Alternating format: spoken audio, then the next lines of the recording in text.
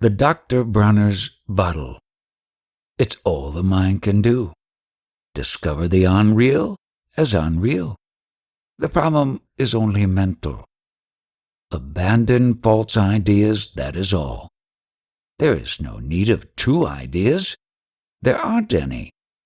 Nisargadatta Maharaj. So what then, after all, is there to say? Very little. The seeker community is daft about teachers and teaching and seeking and awakening. But from here, quite obviously there is nothing to seek and nothing to teach. The whole grand show goes on, and even while this body-mind is very much a part of the show, there is now seeing it all from a very different perspective. It is clear that it is not the body-minds that are seeing. There is no point, no purpose. Dream characters in a movie, in this soap opera, spend their lives in anguish trying to discover their purpose. Take themselves so seriously. There is a witnessing and a knowing that all the suffering, all the anguish, the yearning, the loss, the pain, the confusion, the hurt, the trying so damn hard, is all dream stuff, all created by us in our attempts to get ourselves out of what we are not in. Self-improvement, spiritual practice, seeking, attempts to walk the path, to follow the way, all attempts to dig ourselves out of a hole we create by the trying. It is like quicksand. The struggling is instinctive, and we think it helps. But actually it is itself the problem. The struggling, the seeking, is the sense of individual self trying to keep telling its story. There is nothing to seek. Separation is the illusion. There is nothing to be separate. No thing. There is only one, not two, and that is. All else is not. And that not two is what is. I here. All there is no thing. This thisness, this I-ness, which I is, which is all that is. I trust I make myself obscure. It's really not the intention. But do you see why I prefer to go about my work and not talk about this much? Why so much of what everyone is involved in makes so little sense? Why is it so difficult even to understand questions, and sometimes impossible to answer them? Everybody's running around everywhere thinking they actually exist. It's the silliest damn thing that's ever been seen. And anything that I can say all comes out gibberish. Ranting sounds like reading the label on the bottle of Dr. Bronner's soap that you can find in the health food stores. All one, eternally one, all one or none. Exceptions, eternally, absolute none. And so on. Ad infinitum. It's great stuff. But does anyone take it seriously? The man's raving? There is a very beautiful phrase in the Islamic call to prayer that sums up and expresses this as best as can be done. La ilaha illallahu. Since the root of the name for God, Allah, is the same as the word for what is, the phrase can be translated any number of ways, all of them correct. There is no God but God. There is no reality but God. There is nothing which is not God. What is God. All there is what is. Great stuff. But does anyone really understand? As there is no purpose, so also it is obvious that you, me, all of us, are not doing anything. Nevertheless, the sense is that it is somehow right that we appear to be here. After all, consciousness is dreaming this. with all the beauty and pain and wonder, so how can it be other than right and beautiful? It's so funny and nobody gets it. When I say it doesn't matter and there is no purpose, some people get very angry. Well then, what's the point of being here? Why get up in the morning? While in fact the experience is that it is all more beautiful, more clear, and more simple and enjoyable, even the hard parts, than it ever was before this seeing. Yes, even the chaos and violence and insanity in life. Feeling love and compassion and sadness or anger or revulsion are all so much more clearly felt and deeply experienced without the involvement as to what this might mean or what might result.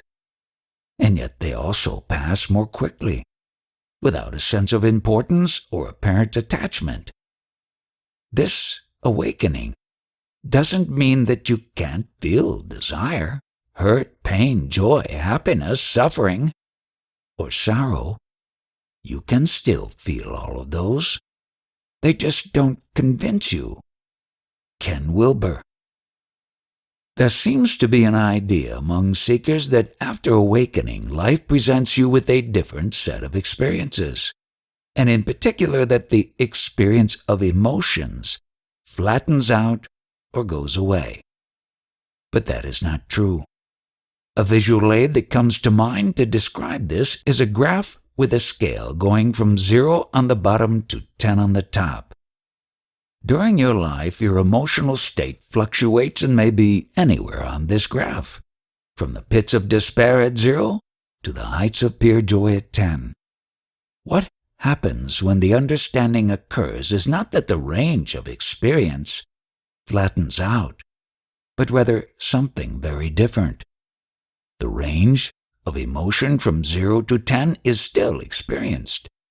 It's just that there is now an awareness that this range is not all there is.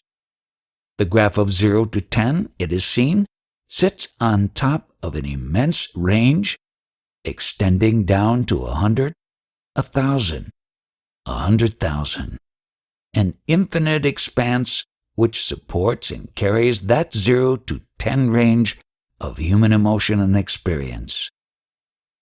That range is still felt in its totality, but it is seen and felt that that totality is of insignificant amplitude, barely a squiggle on the surface of the infinity of all that is. With the understanding that it is all a dream, that there exists nothing other than all that is, you then re-enter the dream. Like Neo at the end of the movie The Matrix, re-enter and continue in the game, with full knowledge that the individual is not real. I used to think that we forget in order to experience separation from the One. We forget, all right, but we simply forget that there is no separation to experience. That not only everything that the individual apparently experiences, but also the individual itself, is a fiction, a thought bubble, Leela, God's play. Many seekers, when they begin to understand on an intellectual level that all of this is as a dream, quickly come up with the question, well then, how do I get out of the dream? As if that is the next logical step. As if the mind thinking this, the one realizing that this is a dream, is not itself illusory, part of the dream. Anything that can arise here in the dream, including thoughts like these and characters like the one you call yourself, are necessarily themselves dream thoughts and dream characters. Nisargadatta Maharaj. The very idea of going beyond the dream is illusory. Why go anywhere? Just realize that you are dreaming a dream you call the world, and stop looking for ways out. The dream is not your problem. Your problem is that you like one part of the dream and not another. When you have seen the dream as a dream, you have done all that needs to be done. But just because these minds here in the dream are conditioned to think in terms of dualism does not mean that they are not capable of thinking otherwise. Just that it is sometimes very unusual and sometimes awkward transition requiring much stretching of boundaries. It is interesting that most Advaitic teachers do not talk of the one. The word Advaita means not two, and that is the phrase that is used. To say God and creation, or unmanifest source and the manifestation, or what is and the dream, are not two seems at first a little awkward. But it is used this way to address a certain maddening confusion that can arise, in which oneness can be taken to represent the dualistic opposite of separation. In phenomenon, the manifestation, one half of a dualistic pair cannot exist without the other. So in that sense, one can think that there has to be separation in order for there to be oneness. But beyond dualism, in unitive consciousness, unity and separation are not two. Consciousness and manifestation are not two. There is only unity. Separation has never existed. Our minds have also been trained to think in terms of causation. The watch implies a watchmaker. However, there is that consistent thread of the perennial teaching in which this is seen as an unnecessary and unjustified leap. The dream does not necessarily imply a dreamer. A Buddhist text says, "No doer is there who does the deed." And there is a phrase in Taoism in which the Tao is described as the web that has no weaver. This is actually the key. The idea that there is witnessing but no entity of any kind to be a witnesser is incomprehensible to our minds, as they have been trained. However, that does not mean that this understanding is impossible. If that shift happens, and it is understood at the deepest possible level that there is no individual doing, thinking, experiencing anything, then nothing else need be understood. Nothing else need be done. Realizing always that these are all concepts only and not the truth. Concepts don't matter. Experiences, even experiences of awakening, don't matter, because all concepts and all experiences are dream stuff. All that matters is the understanding, as Nisargadatta said. The understanding is all, because the understanding is the single point at which what is not the dream, intersects what is not, what is the dream. The funny thing is you can't get there from here, or at least don't ask me. I was blindsided, hijacked, shanghaied in the jungle. And even then, I didn't get there. I was taken here, where I have always been. There is no there. There is only here. Wei Wu Wei writes that there is no path to follow, because all paths lead from here to there, and thus lead away from all that is, from the only place there is to be, from home. There is no path that leads from here to here, which is why no practice or study or devotion or learning or work or anything you can do on a path will ever get you there. You are already here. In traditional Advaita, Jnana Yoga follows the questions, who am I? Or perhaps, who am I not? Who is experiencing? Who's the dreamer? And rather than asking them rhetorically, follows them as a mantra, insistently, persistently, to where they lead. Many teachers say that these are precisely the questions which, if followed persistently, can get you there. Maybe, but don't ask me. In my case, there is a pure, clear, deep simplicity to it all.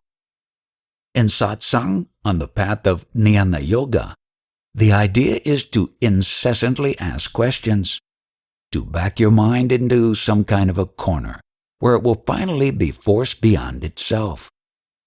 I've tried it during the time when I was learning how to think about what happened in the jungle, and I've tried to take it seriously, but from this perspective, it's nonsense.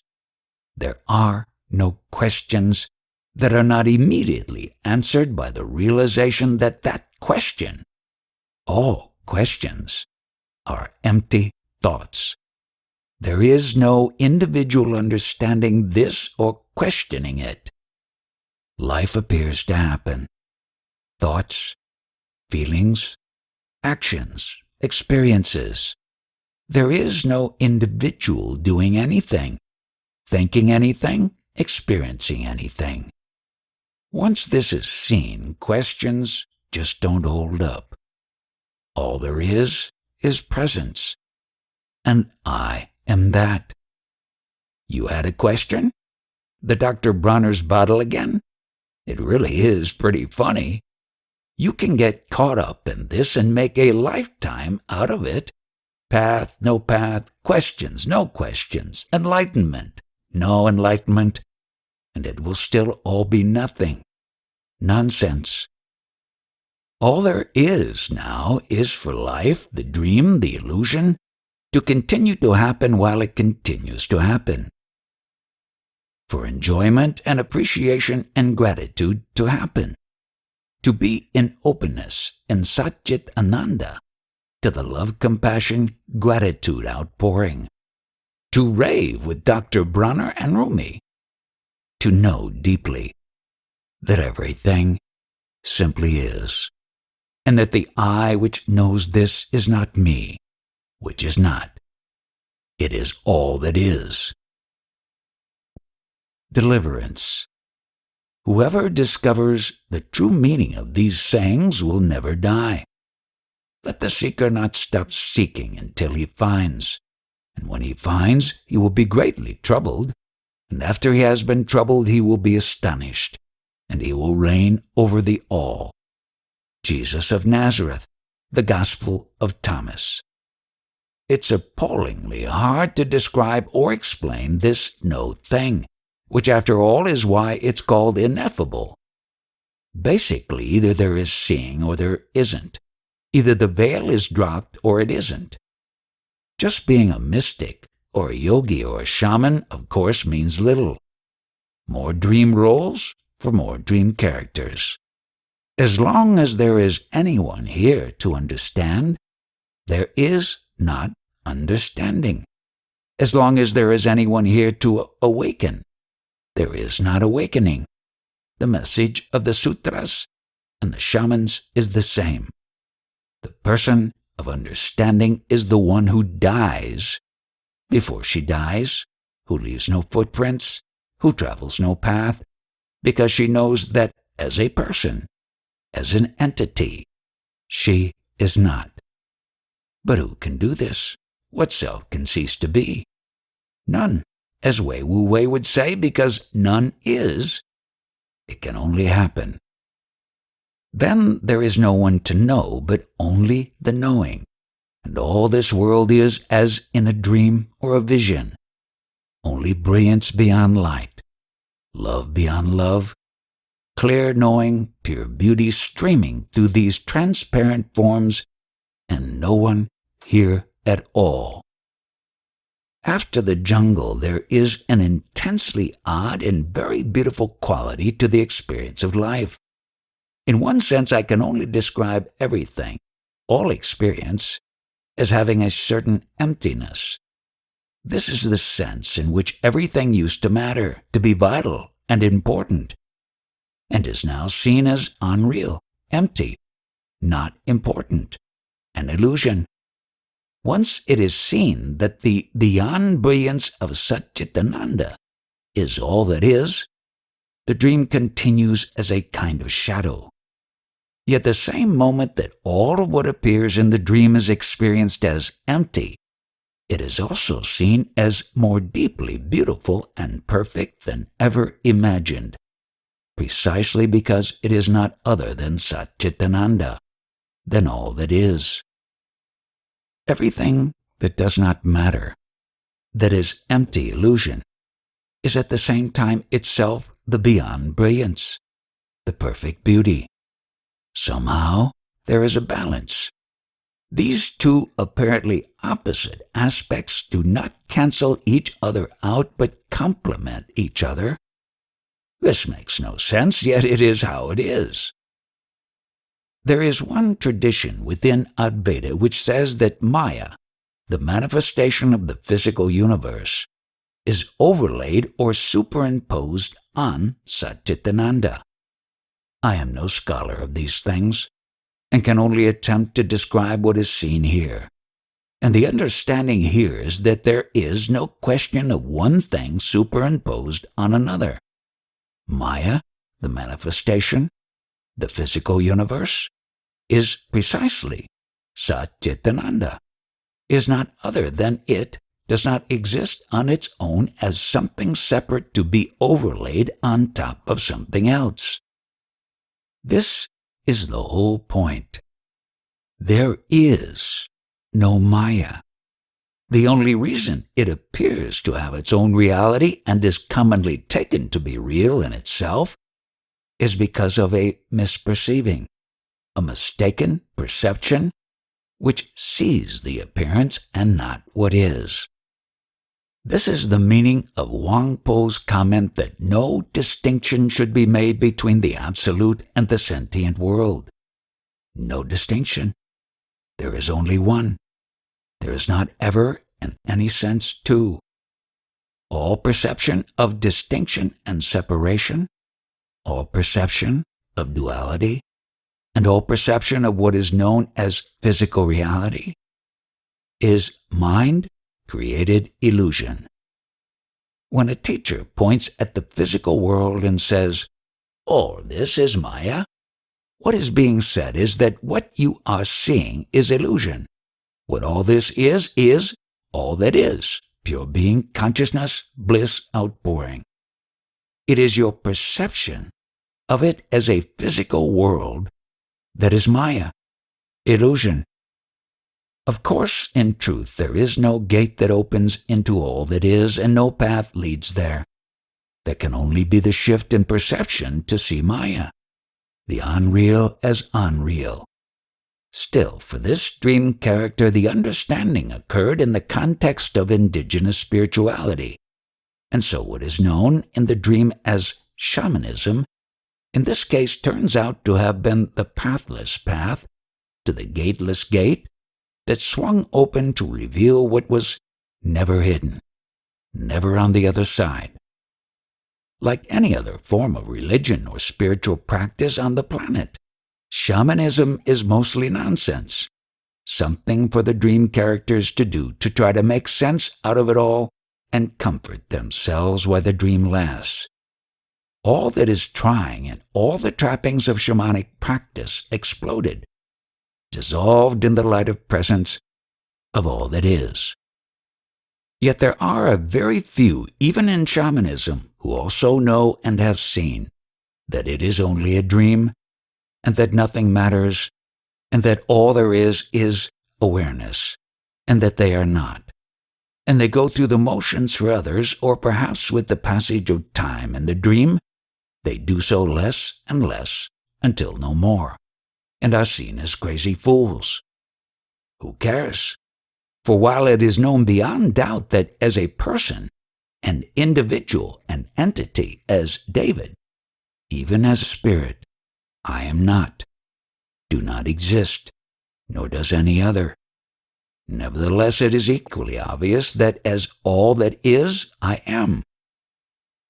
The scene that occurred in the jungle was and is self-validating in the sense that it is absolute and needs no confirmation.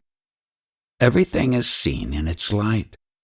It relativizes everything, and is itself relativized by nothing. Nevertheless, in the dream character continues to function as such, and that dream character, that body-mind instrument, will be impacted by the occurrence of the understanding. It seems that in most cases the understanding comes after some period of seeking and of coming to an intellectual understanding of the teachings of the perennial wisdom. And in such cases there would likely be at least something of a recognition when it happened. In this case, however, there was very little, if any, preparation in terms of being exposed to the basic concepts. In one way, this was a deep and beautiful grace and blessing. I have seen the intellectual comprehension of the concepts involved become itself a tremendous block to many spiritual seekers, and in this case I was spared that. The understanding happening naturally, spontaneously, and innocently. But in another sense, it made the impact greater, and without preparation the body-mind was thrown into a kind of chaos. For this reason, I find Suzanne Siegel's account quite poignant. There is a deep appreciation of what she went through, although in a sense she had more preparation than in my case, having trained in transcendental meditation with Maharishi Mahesh Yogi. Still, it did not seem to have provided her with the necessary perimeters to comprehend the awakening when it happened. Perhaps even more significantly, she was not provided with any meaningful support after it occurred, and spent the next 12 years with psychotherapists engaged in an all-out effort to pathologize the emptiness of personal self in an effort to get rid of it. In my case, the shamanic context could not itself provide an adequate system of ideas and experience in which to ground and comprehend and express what had happened. I knew that there was nobody home, that there was not and never had been a David, that what I had always thought of as myself was a fiction. I also knew that brilliant presence was all outpouring. This was beautiful and perfect, but at the same time it produced what at the time I called a severe disconnect, a sense of discontinuity not only from any sense of personal past or history or beliefs or purpose, but also a total disconnect from what was apparently the experience of every other being on the planet, as far as I knew.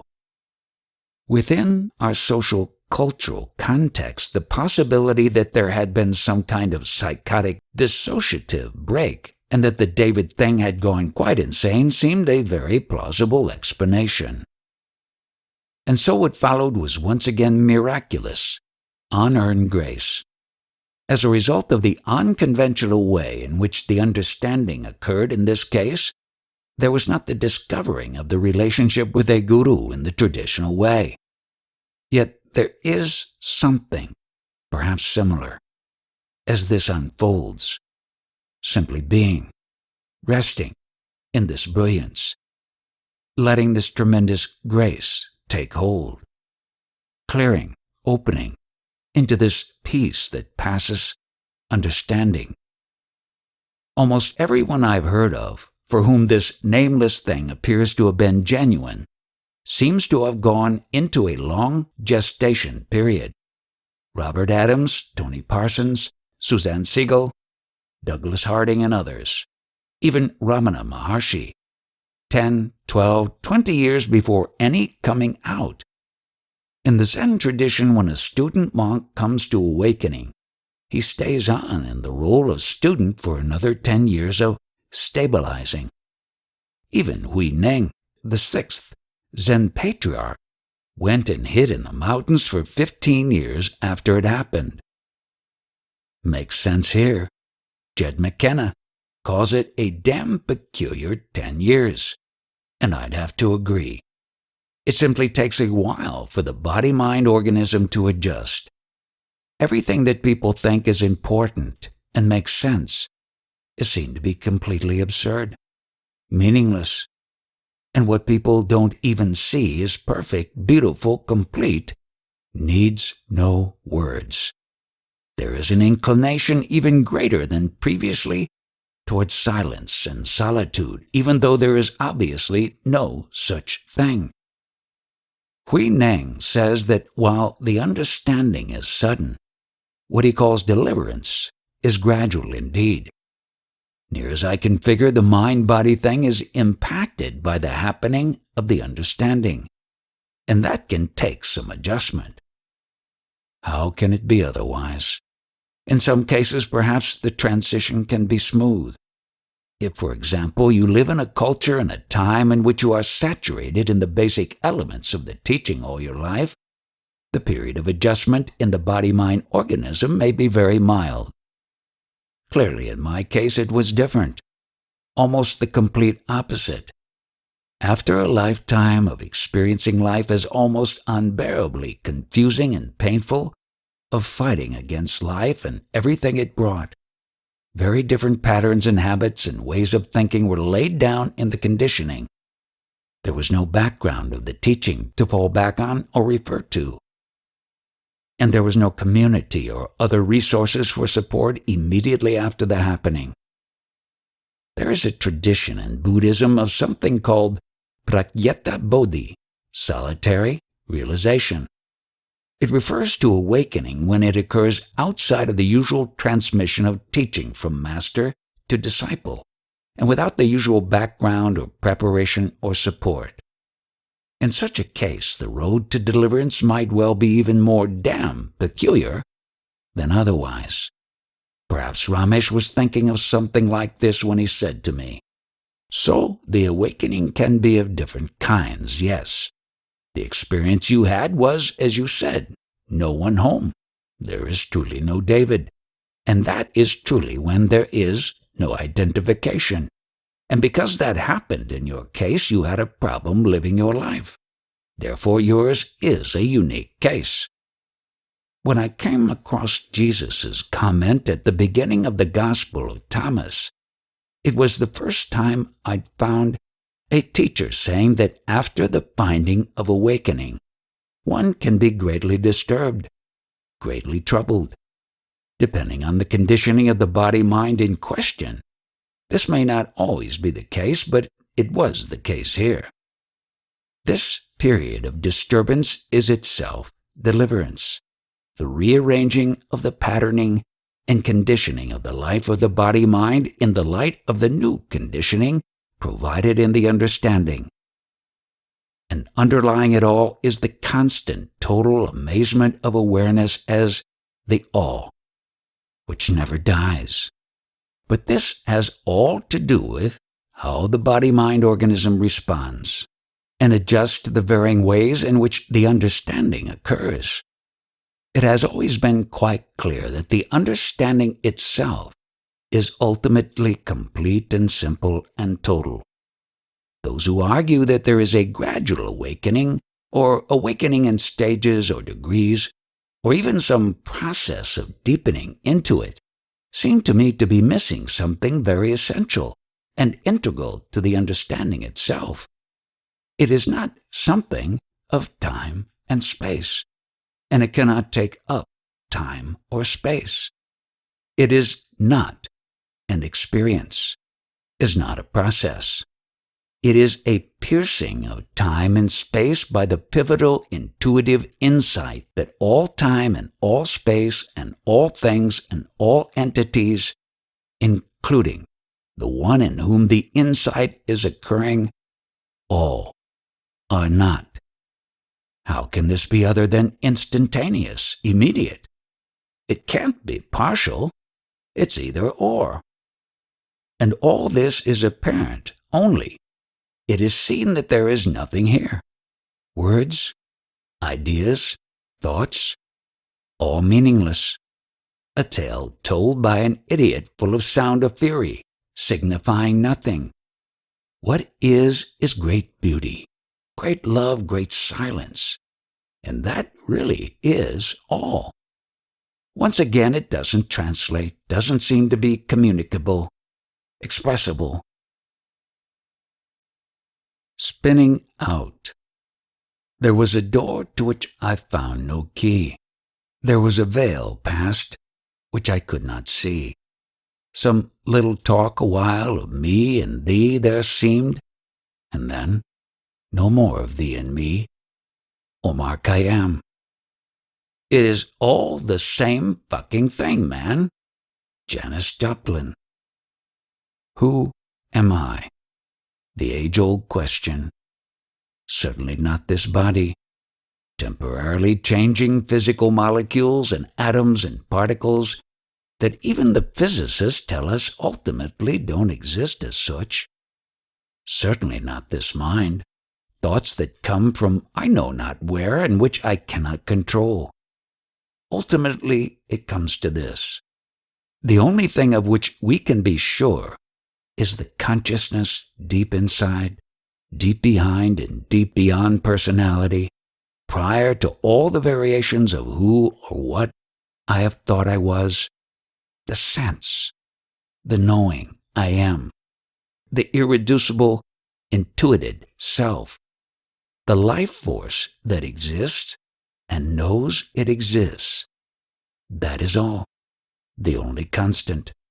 All the rest is a construct, a fabrication. Under all the layers, each of us has this same experience of I am existence, the same experience of self. Inexplicably, this common experience is attributed to various selves, each having the exact same experience of self. This impersonal self is deemed personal, an individual self inhabiting each individual body-mind. After all, that is what seems apparent. But you don't have to dig very far before this makes no sense. The idea that there are separate individual cells is only possible because in each apparent self there is experience of self. This experience has been misconstrued to be a personal experience that belongs to a personal body-mind. The life force, the self animating one body and mind, is deemed different from that animating another, because the expression of the self is different in each. We concentrate on the inconstant, variable expression and miss the constant that lies beneath. The constant. There is only one. There is only one self, one awareness, consciousness, finding expression in the many apparent bodies and minds. My knowing I am is the same self-knowing as you knowing I am. Reality is that which underlies appearances. The self, the I am, awareness, absolute. What we call individuals are only apparent, relative constructs.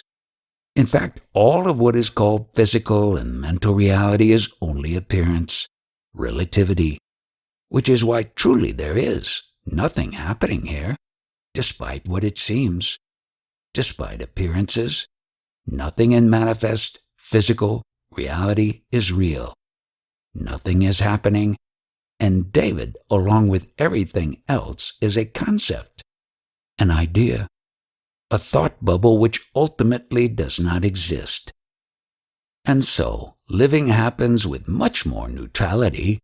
There is no need to strive or to struggle or to become. All of us already are the one self-awareness.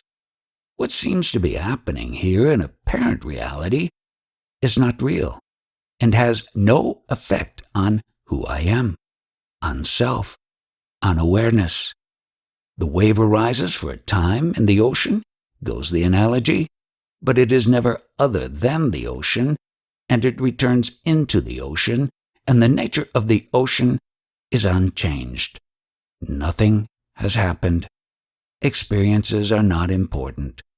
In fact, nothing is more important than anything else because nothing is happening here. If there is no importance, then attachment to outcome gradually falls away. When I look at others, there is a shocking, naked intimacy.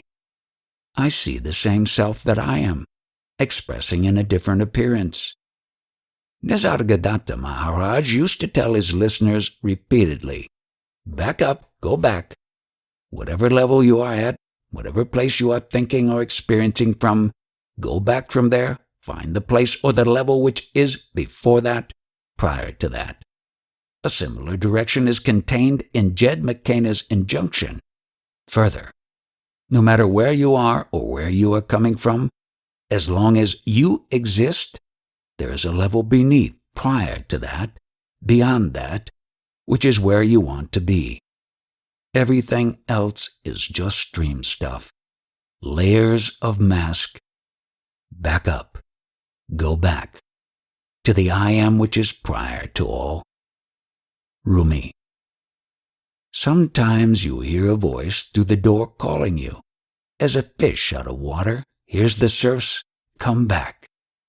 This turn toward what you deeply love saves you. Free fall. There is no such thing as an entity.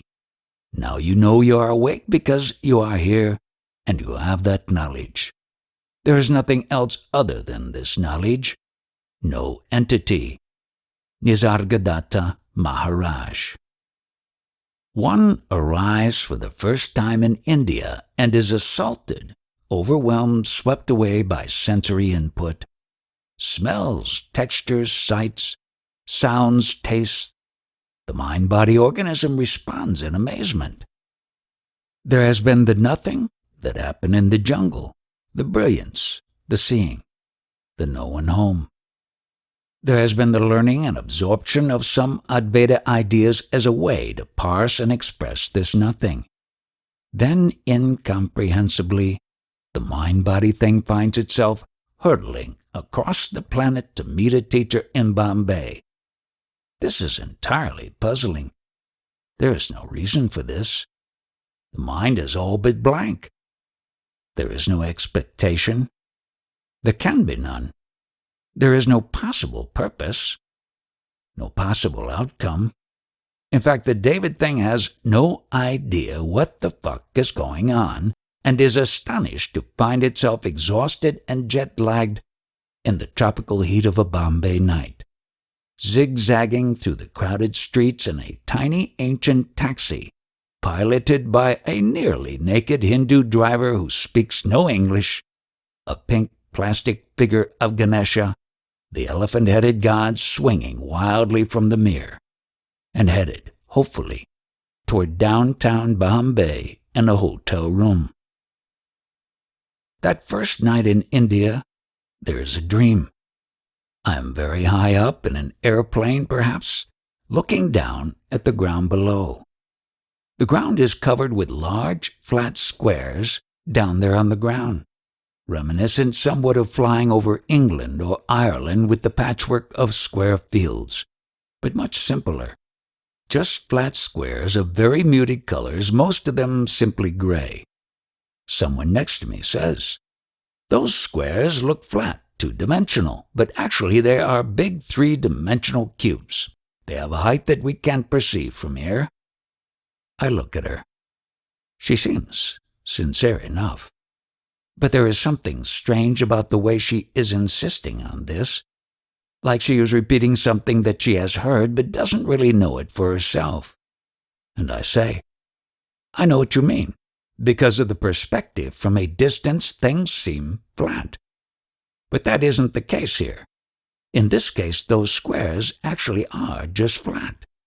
If they had a height, they would look different. You'd be able to tell." Somehow I know this to be true, that the person next to me is subtly misperceiving, or adding embellishment that isn't there. But as I say it, I realize that this will just be a discussion and argument. Even though I know it with certainty, there is no way to prove it one way or the other unless someone were to go down there, get closer, and see for sure. One would have to jump and fall all the way down there. And of course that would be impossible, foolish, out of the question, because falling from this height would mean certain death. As I think this, I realize that I am already falling through the sky. No sense of intent or decision or will to jump or an act of jumping, just that it had happened. There's not a lot of complication here. Dreams arise as part of the natural functioning of the mind-body, just as anything else arises. In the sleeping dream, feelings and sensations arise just as they do in the waking dream. The mind-body does not know the difference between a sleeping dream and the waking dream, and it does not like the idea of jumping out of an airplane. First, there is a moment of horror. There is thinking, my God, what has happened? I am falling toward the earth. In a few moments, I am going to hit and go splat, and this whole life will be over. Panic, dread, then a moment of denial and frantic activity. Wait, maybe there's something I've missed. Maybe there's a parachute strapped to my back. Maybe there's a body of water I can land in and somehow miraculously survive this. Then, still falling, the acceptance. So, this is how it's going to be. The moment has come. This body will, in fact, go splat and die. Since there's no way out, that's okay. Not a bad way to go. I probably won't even feel it. The lights will just go out. And meanwhile, there is this last amazing experience. Falling this great distance with no impedance, no protection, total free fall, astonishingly beautiful. Complete letting go. All of this in little more than an instant. The mind-body thing reacts to an unplanned jump out of an airplane in its predictable way according to its programming. It has its moment of fear, its moment of denial, its moment of acceptance. Then, unsupported, it goes quiet. In this dream too, as in the waking dream, the mind-body is a dream character. The dreamer is dreaming, and the dream continues. The air rushing around me as I drop, and detached and quite neutral, I see the squares on the ground speeding toward me and quite close now. It's perfectly amusing because it doesn't matter in the least. But I can't help but noticing that what was intuited sitting back there in the plane was true. Even from this close, they are just flat squares, not cubes, with no height or depth. Then, in the very instant of hitting the ground, there is a change. At the moment I reach the level of the ground where the squares are, they transform. They had indeed been flat and mostly gray, only now, as if suddenly given life, instantly they morph into wondrous, unearthly, three-dimensional objects with subtle, gentle shapes and shading. And they are not just big cubes, as my companion in the plane had insisted so confidently. They are quite simple, nothing elaborate or grandiose, but nevertheless they are unimaginably, indescribably beautiful. And with this, right at what would be the moment of impact, when I would have lost consciousness, the dream simply ends. There is no shock, no jolt. There is deep, dreamless sleep. Later the next morning, when I wake up, the dream and its natural, abrupt ending is clear in memory. And there is a realization. Well, yes, of course. The only way to know is to jump. Jumping means certain death. Jumping has already happened. And this happening has no more significance or value than brushing one's teeth. There is no meaningful way to talk about it. There is no way to construct a sentence because there is no object, and no doer, and nothing done, and no time frame. It just is. It would be nonsense and impossible to talk about this as if there were anything personal or significant or special about it. In the dream, everything is flat and gray, and an observer from the distance can only say things are flat or try to pretend that they are not. Or perhaps like my companion in the plane, to repeat what has been heard, that some have said that things are not as they seem, but even then there can only be an approximation. It is only the jumping and being annihilated that the true depth and beauty and wonder of what is can be seen and experienced and known. For a moment there is a sense, an awareness that the jumper has indeed died, and in the instant of that death has understood what otherwise cannot be. But that too is a joke, because there never was a jumper. No one jumped. In the waking dream, as in the sleeping dream, jumping happened. The dancing happened. The dreaming happens. And the astonishing, breathtaking beauty is that all of this, dancing, dreaming, jumping, simply is. Love. Love is an endless mystery, for it has nothing else to explain it. Tagore. Whisper words of wisdom, let it be. Lennon McCartney. In the beginning of his book, The Final Truth, Ramesh writes, "The final truth cannot be accepted unless the mind is empty of the me and the heart is full of love." And a few days ago in our conversation he told me, "David, do you want to know how to live life? Let it be. Let it happen. Everything that everyone is doing, let it happen. Be still, do whatever you want, and don't bother about the world. Be still, be still. Be still means don't think. You see? It's so simple." The past few days I have been sitting listening during the morning talks, and much of the time there is not even putting meaning to the words. Listening intently, but not with the intellect. Just being there, in what I call presence, the one presence that I am, reflecting itself in itself, without a mirror. Ramesh talks about the understanding, but this has nothing to do with the mind comprehending anything. I am learning different words, names for presence, but the knowing, the felt truth, is that it is much, much more intimate, more familiar than the words consciousness or truth or source can convey. It is the most intimate thing, not in any way separate or distant. The realization is that even in the many years when I thought I was David, and this intimate presence was covered, layered over with thinking and with the sense of being an individual self, still even then it has always been here, not other. Under the conditioning, around the edges, barely perceived, but nonetheless here, like a sort of haunting. If I would in any way look at it, I would not see it.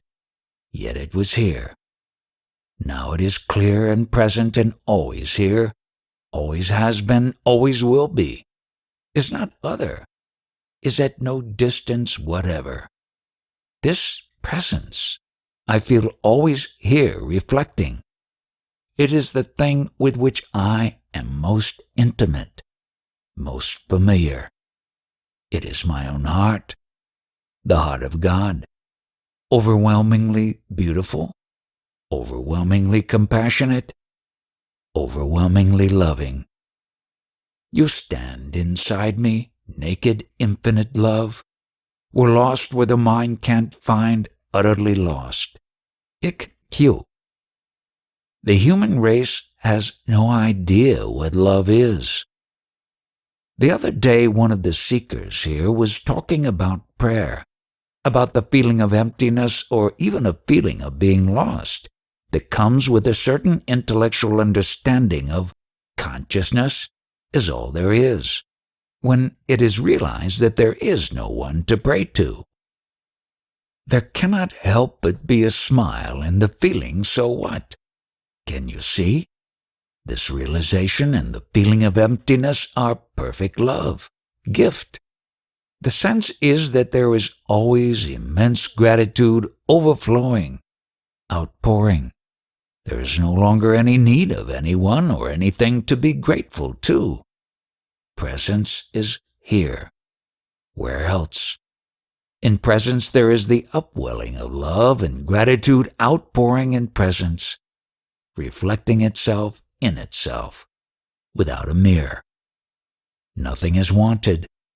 Everything is absolutely perfect. This does not know end.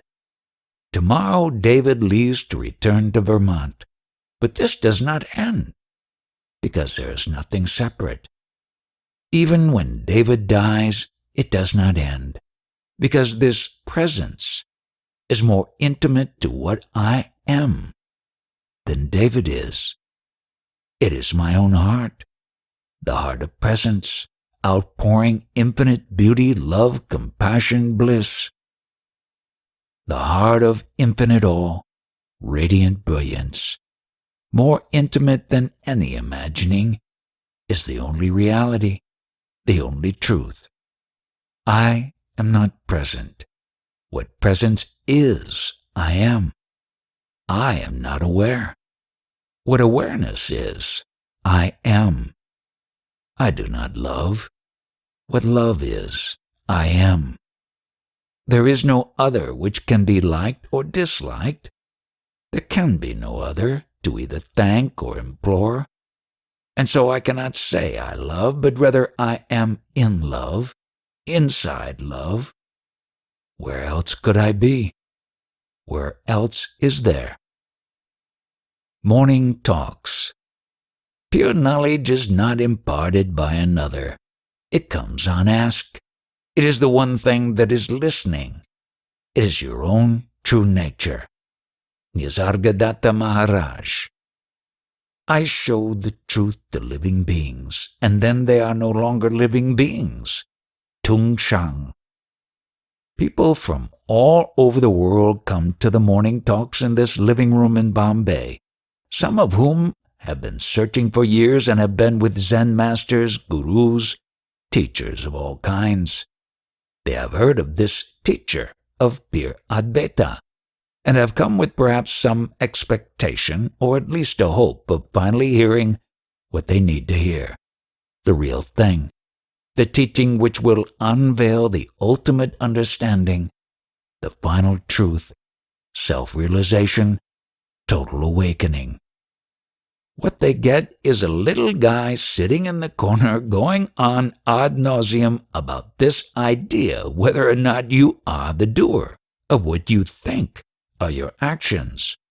Most of the people who show up don't stay long. After a few sessions, they leave to go home or go on to another teacher who will talk about more important things. This idea of doership is too mundane, too simple. Seems so secondary, so irrelevant. Of course, make no mistake. From the point of view of the total understanding, this teaching about whether you are the doer is, in fact, redundant. The question does not even arise. With the understanding comes the natural and spontaneous apperception that there is no one here. No individual to either be the doer or not be the doer. So the question is moot. What you think of as yourself, the whole package of body, mind, personality, ego, sense of individuality, personal history, none of that even exists as such, as anything other than an idea, a story, a concept in consciousness.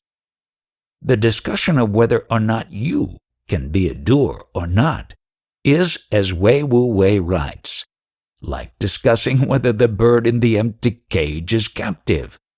The cage is empty. There is nobody home.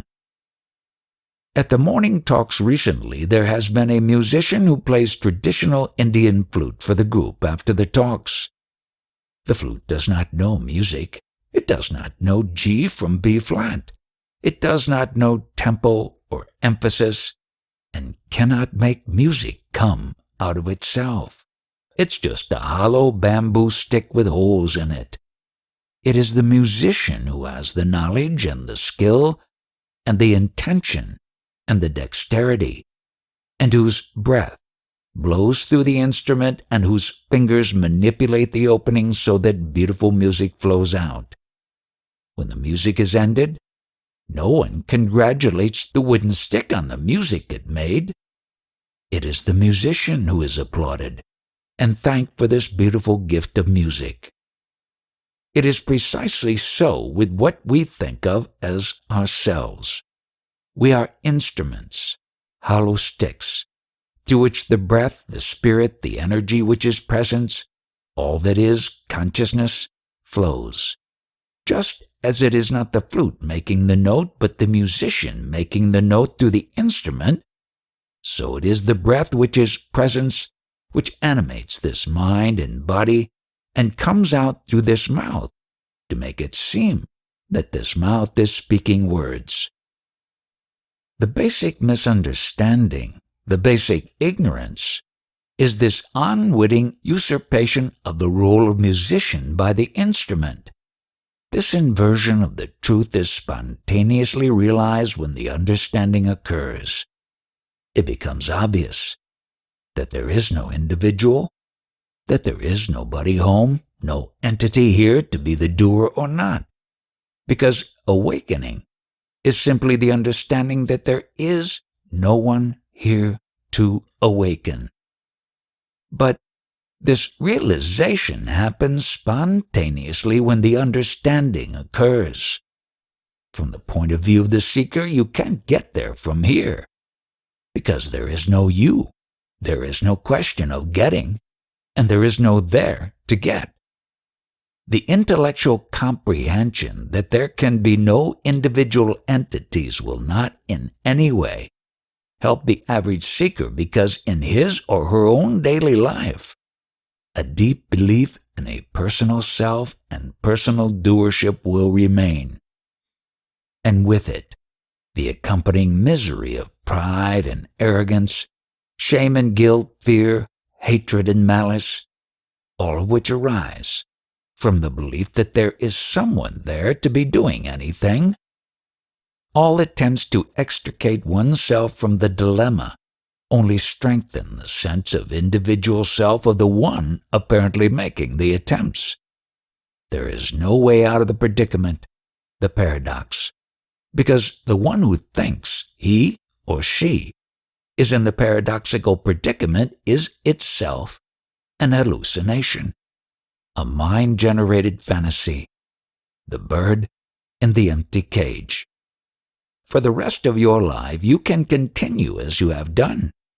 You can go to talks and seminars and retreats given by the most enlightened masters and hear wonderful things about enlightenment and total realization and Satchitananda, and have immense spiritual experiences of great beauty.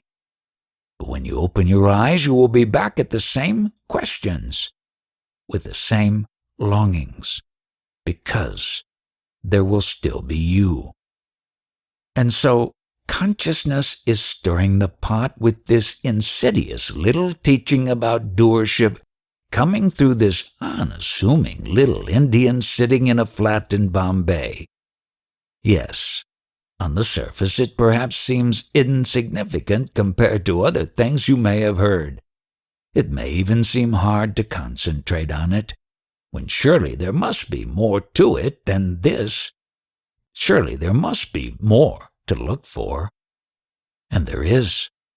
This is not itself the center, but it is a way in to the center. And if you can let it in, performing the investigation that is suggested and staying with it, and if there is an openness that allows this to take hold, then a truly amazing thing may indeed happen. Because this teaching that appears to be relatively insignificant can be small as it is, the little key which, if allowed into the lock and allowed to turn, will swing open the vast gates. I am not the doer of any action. The significance of this is not that it is any great or total realization in itself. the significance lies in where it will lead.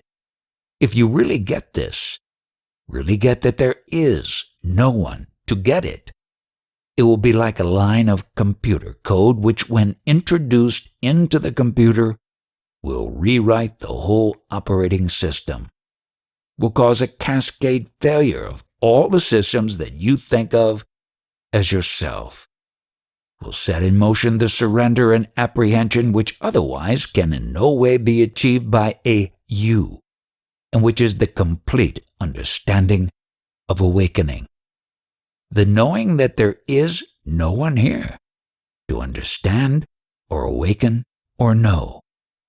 There is only the peace that passes understanding, the breath of presence blowing through this hollow stick. And the music thus made, which appears as the everyday thoughts and words and actions of you and others, is nothing other than presence playing through these instruments, and truly is the ultimate gift beyond beauty. Teaching truth. There are trivial truths and there are great truths. The opposite of a trivial truth is plainly false. The opposite of a great truth is also true. Niels Bohr. Profound things are simple. If it is not simple, it cannot be true. But simple things are difficult. Douglas Harding. Those who were qualified to teach, those few like the Maharshi, said that silence was more efficacious, but in early stages teaching can only be given via a series of untruths, diminishing in veracity and ratio to the pupil's apprehension of the falsity of what he is being taught. Truth cannot be communicated. It can only be laid bare. Wei Wu Wei. The ordinary person's acceptance of the illusions of the individual self, physical reality, birth, death, creation, destruction, free will, personal achievement, in short, Maya, as truth, has so inverted the perception of truth and falsehood that what is true is generally perceived as false, and what is false is given credence as truth. In this environment, a teacher who speaks the naked truth will be perceived by the ordinary person as speaking falsehood, or perhaps as a lunatic. Through no fault of his own, the listener, because of his conditioning, will not give himself the chance to hear or understand what is being said. Thus, out of compassion for the listener, in order to initiate the process of coming to understanding, the teacher will sometimes begin by couching a small amount of truth in images, illustrations, or thought categories which are known to the teacher to be essentially erroneous. The listener, on the other hand, will perceive this teaching as mostly true, i.e., familiar, with a small and perhaps puzzling element of what seems to be untruth. If this is explored and his own presuppositions challenged, the listener may with help understand the truth of what he had perceived as the small untruth. It may then be possible for the teacher to gradually, in his teachings, introduce more elements of truth, and just as gradually to reduce the falsehood used to make the truth comprehensible. At some point, the listener begins to recognize the inconsistency and incompatibility of the conventional imagery that is being used as a vehicle with the truth that is being conveyed. When the listener thus apprehends the falsehood of what he is being taught, the teacher is free to dispense with the vehicle and lay the truth bare, in a way which the listener would previously have found unacceptable. Since truth is beyond concepts and language, this exposing of the truth will necessarily include less and less in the way of statements of what is, and more pointers by way of what is not, i.e., via negativa, until perhaps at length the listener may actually reach a point where she is able to hear and understand the truth in silence, about which Ramana Maharshi said that it is the only accurate expression of truth, but unfortunately very few are capable of hearing it. Only in silence is there freedom from the dualism inherent in the subject-object structure of language and thought. Truth, realization, the self, the understanding is one, advaita, not two. But how the teaching consisting of pointers towards the understanding is expressed in or through any teacher or sage will vary greatly, and that expression will be to a significant degree determined by the programming and conditioning of the body-mind organism in which it is expressed. In particular, the heart of the teaching, the basis or irreducible core, will find a unique expression in the case of each in which the apperception has occurred, and this will be shaped to a great extent by the way, the manner, the context, the circumstances in which the event of the awakening occurred in each case. This can perhaps be better illustrated than explained. For Ramana Maharshi, the awakening occurred as a young boy, having the overwhelming feeling that he was about to die. He lay down and let a vivid experience of death occur, experiencing what it would be like for the bodily and mental functions to cease in death. When this had occurred, there was the realization that the I that one thinks one is dies with the body and mind. Yet while this false I and everything else disappears, still there remains a sense of pure existence, the awareness I am. This, he realized, is what the I truly is, not the body or mind or personality or sense of being a separate self, all of which die, but rather the I which is eternal. In the case of Ramana Maharshi, this is the central understanding, and so his teaching reflected this, telling listeners to simply be, to follow the I am, and to abide in the I. Nisargadatta Maharaj's account of how realization happened is quite different. He states that his guru told him that he was not who he thought he was, not the body, but rather that he was in truth nothing other than the Absolute. He says he believed his guru, took his words to heart, and after 3 years of meditation and concentration on this, the understanding was complete. And so this is the point on which all of Maharaj's teaching centers, and he addressed his listeners uncompromisingly by speaking in the first person as the Absolute. I am that, not as a separate individual, and he insisted that no question be asked which was based on identification with the body. From one who studied with a teacher or guru before awakening occurred, there will likely come a teaching that a teacher or a guru is the way. From one in whom awakening happens spontaneously without a teacher may come the idea that a guru is not necessary. One whose awakening follows an intense period of meditation and is inextricably linked with a powerful, mystical experience may well teach meditation and mysticism. You can read the ancient masters, Huangpo, Huineng, and others, or modern teachers such as Tony Parsons or Adyashanti, and find further examples. These expressions of the core teaching, what is continually returned to as the basis, may seem to vary greatly or at least be very different in emphasis, and that difference is due for the most part to the different backgrounds, cultures, tendencies, circumstances, and events in each of the body-mind instruments, and particularly the event of the awakening itself. In the case of what I have come to call with some affection the David thing, the irreducible core of the understanding was expressed in the first thought which formed, when there was that sudden shift of perception, and it was clearly seen that there's nobody home. There is presence, being, consciousness.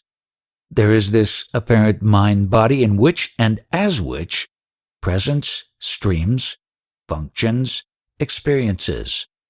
And that is all. There is no separate individual self or entity or person except as a mere thought construct. And so the expression here necessarily revolves around this basis and returns always to this, that it is the sense of individual self that is the illusion, the bondage, the essential endarkenment. When this illusory sense of individual self is seen through, falls away, then there is simply what is. There is awakening from the dream of separate individual selfhood. What is awakened to, what is understood, is only one. Yet each occurrence in a body-mind instrument is different, according to the infinite variables in the programming and conditioning of each instrument, and in the script or part or destiny each plays in the infinite unfolding in consciousness. Each has a different flavor, a different emphasis. If the understanding is a house, some come in through the front door, some the back. Some enter through the windows, perhaps slipping in unnoticed or perhaps smashing the window and setting off all the alarms. One may come down the chimney, another tear through the roof shingles one by one. One may fall from a great height and crash through the roof and land on the floor in a pile of dust and debris, while yet another may hand his hat to the butler as he steps from the porch into the parlor. And these different manners in which it occurs will lend a different feel, different color, different flavor to the expression, the description of the one taste. The way Ramesh talks about the understanding and the way Tony Parsons talks about presence are quite different, have a different tone. Wayne Lickerman says you have no choice. Gangaji says all you have is a choice. They're all pointing to exactly the same thing, all part of the infinite unfolding of totality. In form and expression, the teaching is never the same twice, yet always the understanding itself is not two. All pointers are toward what is. Not taxi. There is a presence that is unnameable, which thought cannot touch. It is not your possession. It is what you are. Adyashanti. What we call I is just a swinging door which moves when we inhale and when we exhale. It just moves. That is all. There is nothing. No I, no world, no mind or body. Just a swinging door. Shrunyu Suzuki Roshi. Wherever you go in Bombay, there are the desperately poor and dirty, the beggars who reach up from the places on the street or in the gutter where they live and sleep, pulling on your pant leg, or the more able-bodied following you, asking, pleading for help, for a few rupees. Many hang out at the street intersections, and when traffic stops at a red light, they approach your taxi, bare feet, torn clothing, dirty hands extended through the windows, pleading eyes. One day, returning from the morning talk at Ramesh's apartment, one such beggar, more pathetic than most, approached the open back window as the taxi came to a stop in traffic. I looked out to see an Indian man hardly 4.5 feet tall. His eyes were on a level with mine where I sat in the tiny ancient Padmini. He had no arms, but from one shoulder grew a hand which rested on the door of the car, palm upward, as his face pressed inward toward mine. His head and shoulders and face were deformed as well, hunched and misshapen. He showed the scars and filth and abuse of a life on the streets, and his mouth moved with a barely audible litany of pleading and supplication, well practiced from a lifetime, until his eyes caught mine, and then he stopped. Everything stopped, and there we stayed, our faces hardly 2 feet apart, eyes staring into each other's.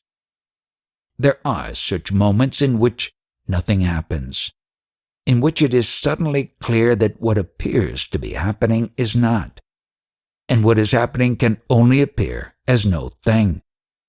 The roll stopped. His begging routine stopped completely, and there was no move to give him a coin. Both forms went completely empty and still, and the boundaries evaporated. It is difficult to describe the sense that is experienced in these moments.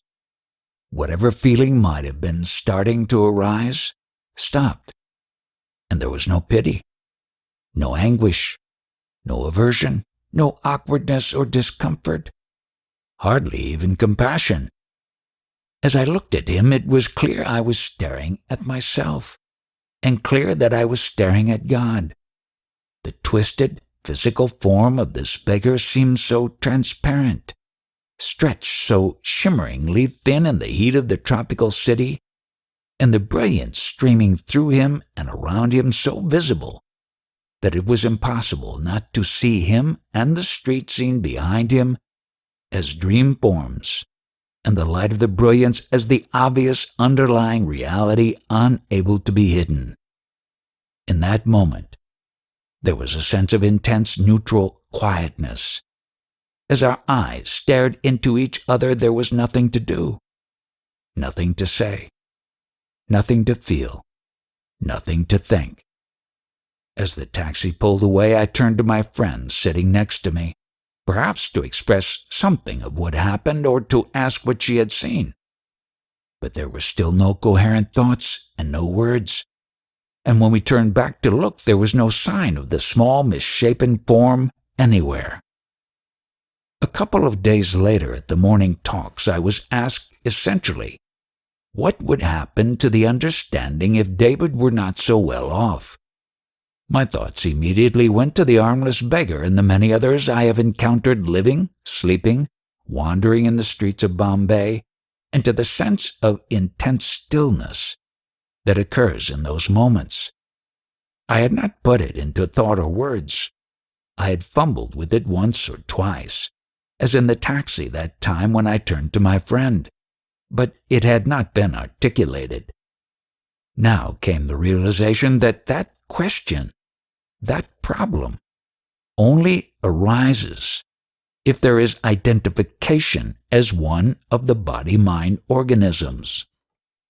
If there is identification as a body-mind, then the whole thought process arises. Oh my God, I am so lucky, I am so well off, I am so comfortable, and this poor guy is in a bad way. I feel bad, I feel terrible, I have to do something about this. Or conversely, if the situation is reversed, I have it hard, I don't have what I want or need. These other people have more than I do. I need to do something, or better yet, one or all of them need to do something to help me. It's all driven by the I sense of the individual self and comparison with other apparent individual selves. But when there is not identification as one of those apparent individuals, then simply all this is happening. In one body-mind is arising happiness. In another body-mind is happening poverty. In this one, anger. In this one, wealth and hatred. In another, disease and peace. In another, perfect health and complete boredom. Infinite combinations of attributes and experiencing in these billions of body-minds. One of these body-minds is this one. But it really doesn't matter. Intellectually or emotionally, this can seem a difficult, tricky subject. It really doesn't matter. Sounds about as politically incorrect as anything can. It seems an easy thing to say, sitting here in comfort. Would the same thought be occurring in this body-mind if it was one living in the streets of Bombay? And the only answer is that whatever thought occurs is the thought that arises in consciousness in each body-mind, in each moment.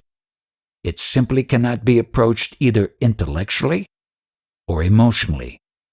Both of these are responses of the individual, and these boundaries do not exist except as illusory and temporary prompts. In the understanding, the boundaries simply dissolve. Awakening has occurred in beggars and in kings. Many beggars and many kings remain unenlightened in the dream. It really doesn't matter. This time, on the way back to the hotel, the taxi driver wanted to practice his English. I wasn't paying much attention, reading something I had been given, until at one point he had been quiet a while and I looked up to see him watching me in the rear-view mirror. Looking at me intently, he said distinctly, "I not taxi, I driving," with the emphasis on the participle ing, an enunciation of pure non-duality worthy of a master, like something right out of Wei Wu Wei. Not the apparent entity that you think you see, but the functioning, the happening. Yes, my friend, you are indeed.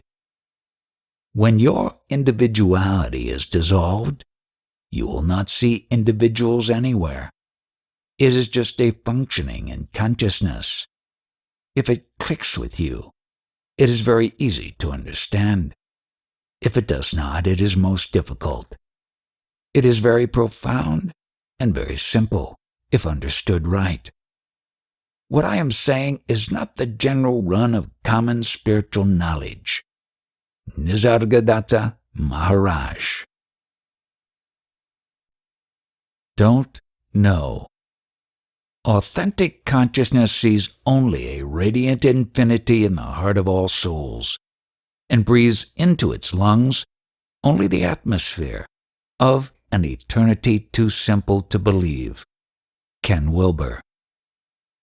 The wise know nothing at all. Well, maybe one song. Ik Q. This period of direct contact with Ramesh lasts a little over 2 years. Visits, letters, conversations. During that time there is increasing clarity about what is known, and the brilliance outpouring widens and deepens. When there is a shared seeing and shared understanding of that which no one else sees or understands, this is quite hard to put into words. The experience of visiting Ramesh repeatedly during these years is profoundly reassuring. In the early days especially, his thinking is quite precise, and this is immeasurably helpful in distinguishing conceptually the elements that are inherent in the understanding from those that remain as part of the body-mind conditioning, and both of these from the babble of extraneous ideas and opinions on the subject. The body-mind organism, conditioning and programming consciousness as the basic concept for all that is, and the understanding as a defining term for the knowing, the in-seeing. While not originally or exclusively Ramesh's, these concepts are received from him and become part of the underlying framework that emerges during this time to facilitate comprehending, and therefore a kind of easing into, the no thing, no one, nowhere, no when, that is here since the jungle. Yet it is also true that from the time I first arrive at Tenzin Hula House, there is some dissonance. Although the recognition is there from him almost immediately, Ramesh by this time is no longer using the uncompromising non-dual language of his earlier books, with which there had been such resonance that I had traveled across the globe to see him. He spends our first conversations going on about how you are not the doer of any action. He talks about how what everyone wants is simply to be comfortable with oneself and others. Oneself? Others? I am nonplussed, and it is some while before I can articulate to him that what he is talking about makes no sense in the context here. There is clearly no one here. No one to either be a doer or not. The question does not even arise. How can it? This has nothing to do with being comfortable, as he himself wrote in his earlier books. The total annihilation of the phenomenal object with which there is identification as a separate entity. Phrases like this are about as quintessentially vintage Ramesh as you can get. Yet he no longer uses this language. Instead, he asks visitors what it is they want most out of life, and spends the time giving advice on relationships with others. What life? What relationship? What others? All is streaming presence. Any perceived other is I. Only knowing this can remove suffering. All else is bondage. If this is known, how can there be a teaching of anything else?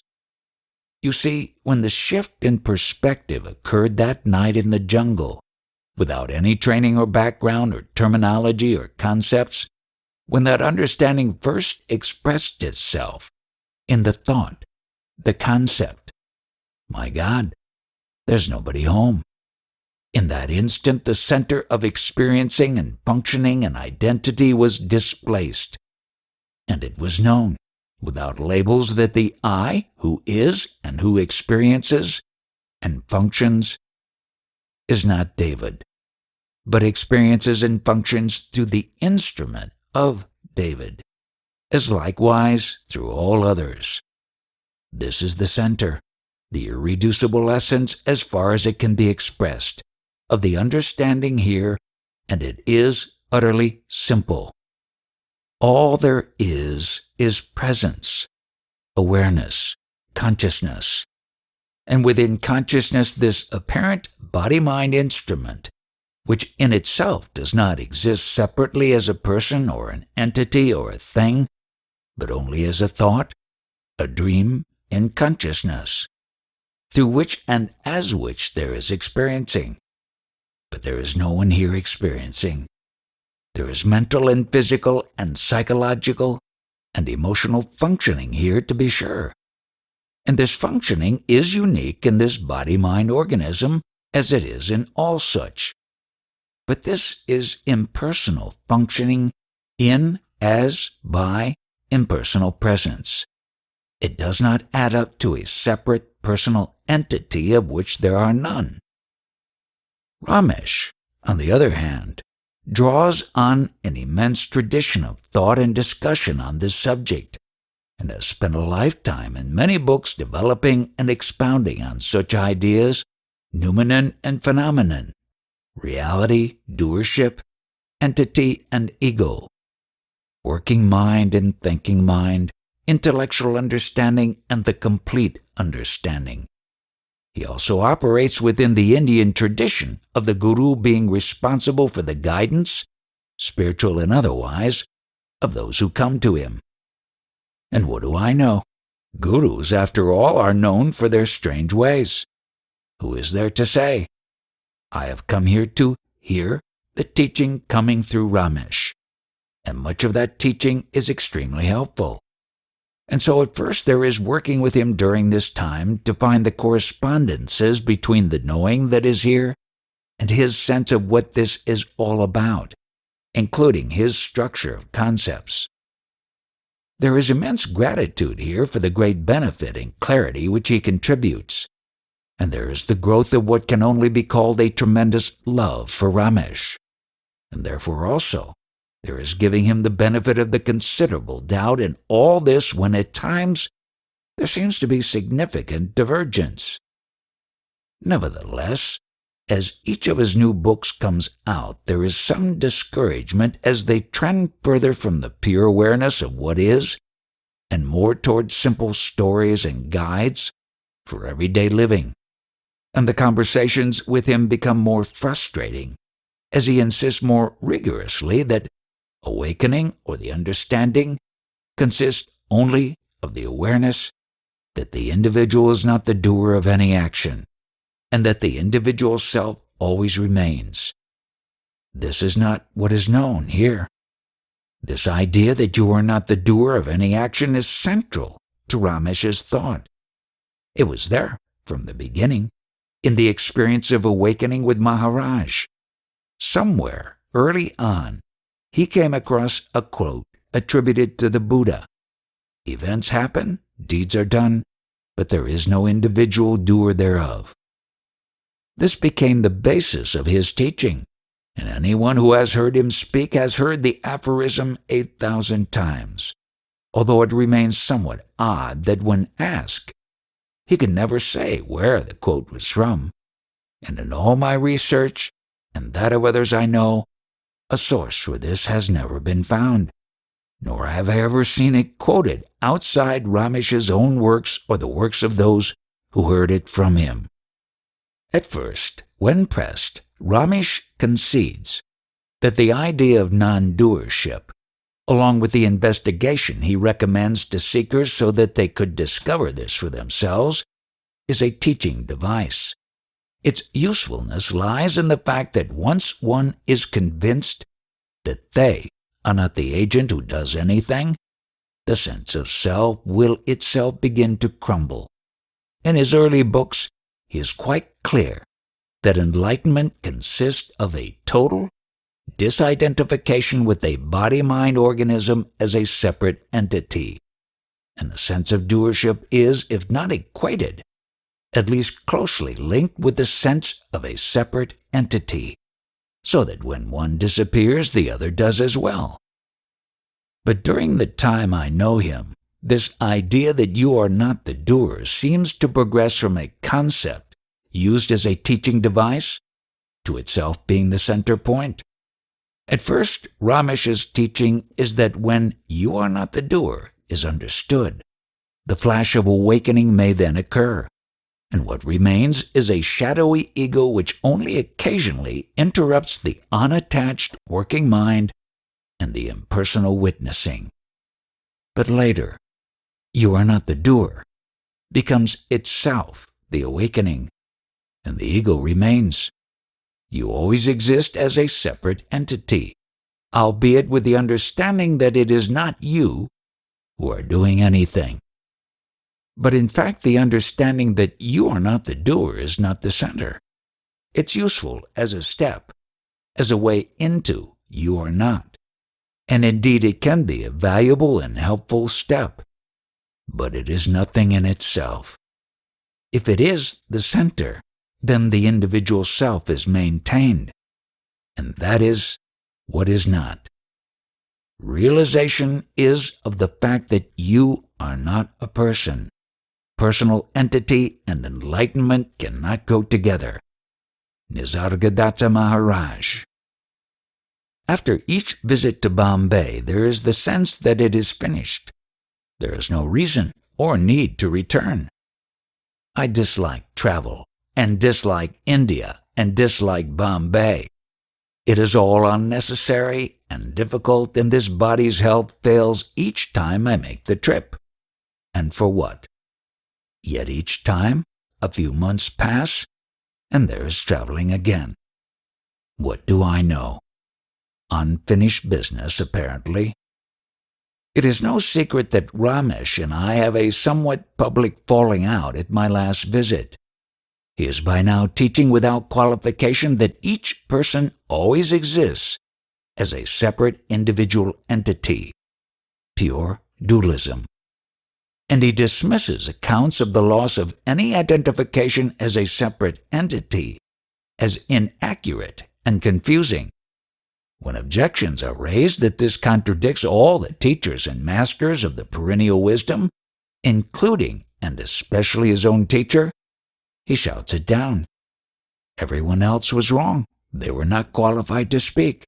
What they said was just confusing. There are many ways these things could be interpreted, and each evening in the hotel room they are all weighed.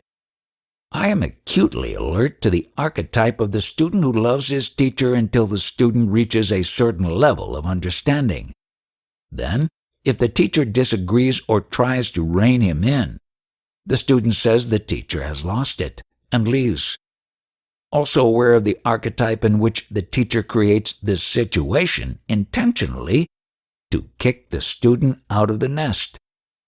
Neither applies here. There simply has never been that relationship between Ramesh and David.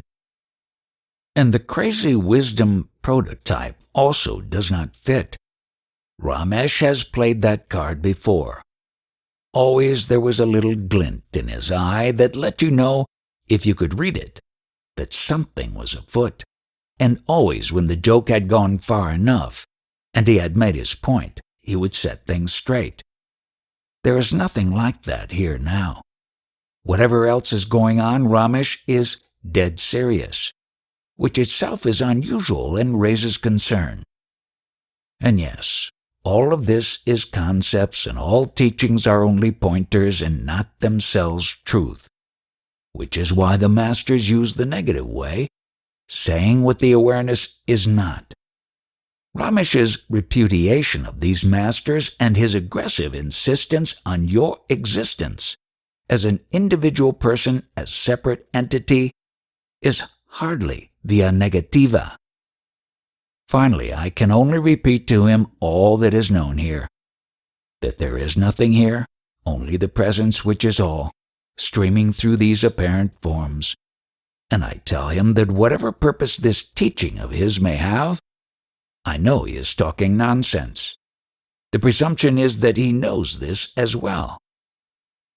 In the end, after investigating to see that there is a clarity within, there can be only a smile and a shake of the head at the tricks that are played, at the complexity and the sometimes apparently odd ways that this totality unfolds in consciousness.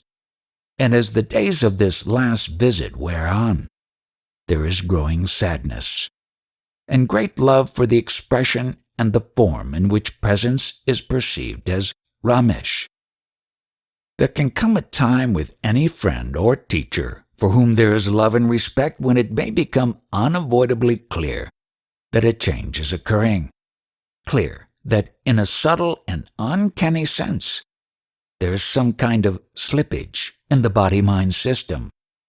There may be a sense that it is not only the outer speaking or teaching which has changed, that there is also not the single-pointed attention, not the sense of total presence, that arguments become full of an apparent struggle to assert, rather than a resting in what needs no asserting. It can sometimes be subtle, and if one had reason not to see this kind of thing, it could be easily dismissed. Other times it is more blatant and cannot be explained away or disregarded. From a lesser teacher off on a tangent, one might expect arguments that are confused and self-contradictory, a manner aggressive, abrupt and belligerent, and defensive and increasingly erratic behavior. Discussions then may be easily caught up in pointless opinions and arguments, approving of certain experiences and ideas and ways of expression, vehemently disapproving of others. And always an insistence on the separate self, lacking, even repudiating the essential basis, the in-seeing of pure not-to-ness. All of this dream-bound and very little of it making much sense or having anything to do with the understanding of what is. In any case, none of it really matters. My time here is finished. Whatever the cause, it is here necessarily that there is a parting of ways on the essence of the teaching. And who knows? Perhaps that, in itself, is Ramesh's gift, and explanation enough for all of this. Perhaps it is simply this certain coming about that came about, nothing else. And that too is a gift beyond reasoning. Most who come to see Ramesh do so as seekers and students, and their concepts and comprehension come to reflect his teaching. For them, he is the touchstone, the point to check back with for truth and accuracy, as well as it should be, such as the guru-disciple relationship. There is a deep enduring wisdom in Ramesh. There will be many who will continue to find him and his teaching of great benefit, as did I. But here, there is another touchstone, always and forever that understanding, that seeing, that in-perceiving of what is, which first exploded here in that shift of perspective, in that time out of time in the jungle and since then has never not been. That is all that is known, and it simply cannot be compromised, diluted, or revised for the sake of agreement. All of this, whatever it may be, however it may unfold, is always part of the infinite expression of presence. It is as it is. As long as it is seen as a matter of separate individuals, there will be a problem. The only reason, the only truth, the only explanation for mystifying events is that all there is presence. There is no Ramesh. There is no David. What Ramesh is, I am. Which apparent instrument, what event happens in, is insignificant. What do we know? The universe operates on a need-to-know basis, and the dream characters don't need to know. They will play out their parts regardless. More and more there is increasing awareness that other than the complete certainty of what is known since the jungle, I know nothing. As David, I am not. All this world is not. All there is presence, streaming here in perfect outpouring, and this presence is what I is. Yet even this is not something I know, it is what I am. And other than this, everything is simply don't know. And always, everywhere, this perfect brilliance, this deep stillness, it is no thing, it has no name, outpouring constantly in perfect beauty, lacking nothing, and seen always, never not seen, but seen not as from this body-mind. There is no one here to see. Nothing can contain this, nothing can hold this. Not the Catholicism of my youth, not the forays in Zen and Tao in later years, not native shamanism, not the dogmatic and institutionalized Advaita of the first teachers I encountered, not even beloved Ramesh and his vicissitudes. No guru, no method, no teacher. And once again I leave Bombay and return to Vermont, as if there is any place to be left or any to return to, as if there is anyone leaving or returning, and nothing comes to an end because there is nothing separate. Only the heart of presence, outpouring, the only reality, the only truth. What did he mean? At that time I nearly misunderstood my former master's intent. I wonder if the former master was actually enlightened. If he was not enlightened, how could he have known to answer in such a way? If he was enlightened, why did he go to the trouble of answering in such a way? What teaching did you receive when you were with him? Although I was there, I didn't receive any teaching. Since you didn't receive any teaching from him, why are you remembering him in this way? Why should I turn my back on him? Do you agree with him or not? I agree with half and don't agree with half. Why don't you agree completely? If I agree completely, then I would be ungrateful to my former master. From the record of Tung Shang,